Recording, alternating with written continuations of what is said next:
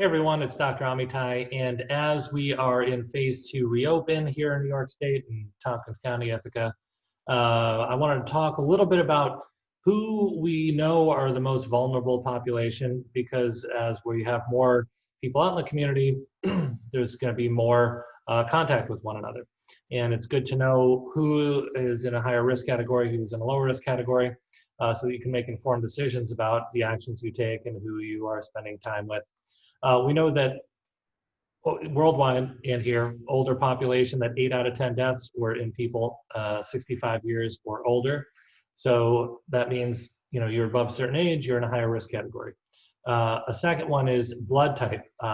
A positive, I'm A positive, but in the A group, A positive, A negative, AB positive, AB negative, we're a third, over 30% higher risk at contracting COVID and symptoms as opposed with non-A group types. So those are two factors that we really don't have any control over. The remaining 4 factors we do have control over. And one of those is people with diabetes are 370% more likely to die from complications of COVID than those without it. So, there's type 1 diabetes, type 2 diabetes, whichever category you may fall into, the better we can manage it, the better shape we're going to be and the healthier we're going to be. And if we can avoid becoming type 2 diabetic, if we can keep our blood sugar under control, and there's lots of different ways to do that, we're going to be healthier and less likely to have symptoms from this or other diseases. A fourth risk factor is those with heart disease and hypertension, high blood pressure, presumably because those with heart disease and hypertension have a harder time getting oxygen to the cells of their body. Again, definitely something that we can impact through lifestyle. And we've shown that lifestyle and diet can reverse heart disease and reverse hypertension. Smokers, this virus attacks the lungs, and smokers typically have less oxygen capacity. Very much a preventable, number one most preventable type of cancer is lung cancer because of smoking.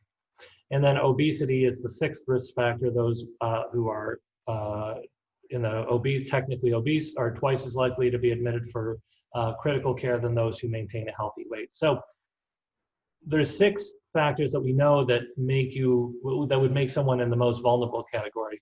And if you have one or more of those comorbidities, definitely want to have a higher level of sensitivity to exposure.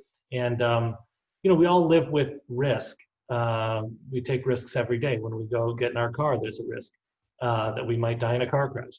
But with each case, with each decision we make, we have to assess risk, relative risk, and the likelihood of serious long-term complications, even death.